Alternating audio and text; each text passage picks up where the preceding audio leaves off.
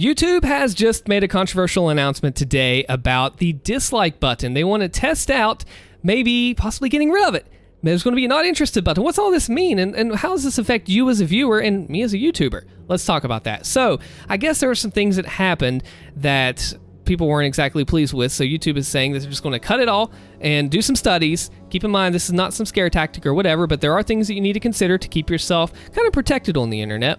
So if they do happen to get rid of the dislike button, so what this means is that in this test that they're running, the creators and the viewers that are participating in this test will still be able to see the likes and dislikes. The creators will rather get to see those likes and dislikes. And what happens if, once we go beyond this stage, they get rid of the button, say. I don't know if that's exactly what they're going to do. This announcement just happened today. So if they get rid of that, people are worried. They say, well, how do I know that this is not a scam? How do I know that this video doesn't suck? Because now if a video is dislike bombed, you're able to tell and say, hey, something's clearly going on here since the ratio of likes is half of what the dislikes are. But if that is hidden, you will not be able to see that anymore. Have to keep that in mind. Now, if there is a not interested button that comes into place with it, that could tell a little more. That could be interesting to have at least that option, but is it really going to be the same thing? So as a YouTuber, I'm fine with having the dislike button. I can tell when some videos do get more than others. People obviously did not like what they saw. It still is engagement on the video. It is still interacting, saying, hey, this is what I'm looking at right now, YouTube. This is what I'm watching. So I never really understood that when, say, if you're a viewer and you go into a YouTube channel and you say, I don't want to see this stuff anymore. Why do you keep popping up in my recommended? Well, by continuing to go back to that page, you will continue to get those pages in your recommended feed. So if we take away this dislike button and say we just leave the like or we put the not interested button in, we at least need something to signify that, hey, this video is not what I had expected to see.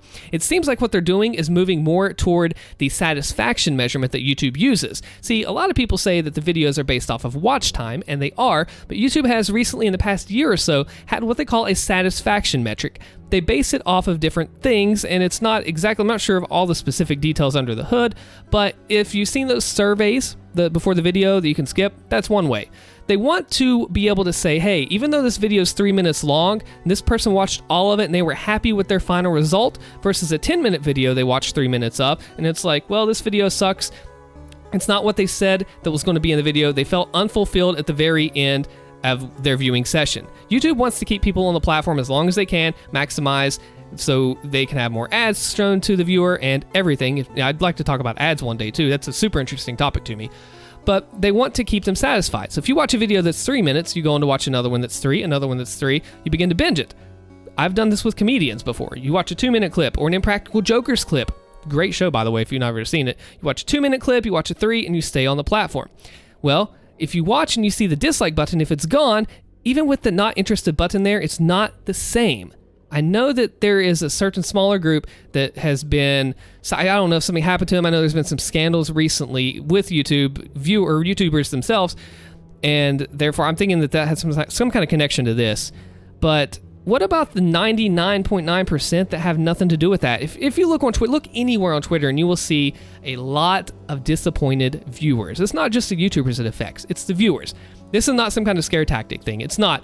But it is something that is interesting because it is a rash change that's happening all of a sudden. Nobody expected this, and it's huge. Absolutely huge. It's like, it's a whole dislike button. It's not as big as some other things that could happen, sure, but it's worth looking at. Now, my question is this. If you like a video and you watch it, you'll know, you'll keep going, you'll binge it together. But if you want to watch a tutorial, how to do this, how to do that, or you go to another video, maybe if it's a clickbait one and people are clicking off of it super fast, you're not going to see those dislikes there. If it's a scam video, you're not going to see those dislikes to be able to say, hey, stay away, steer away from this video. And as a creator, I'm kind of curious what they're going to do, what they are going to do is going to impact me next too, and you too. So subscribe to the channel if you like more like this. Comment below if you support or do not support this change. My name's Austin, and I'll see you later.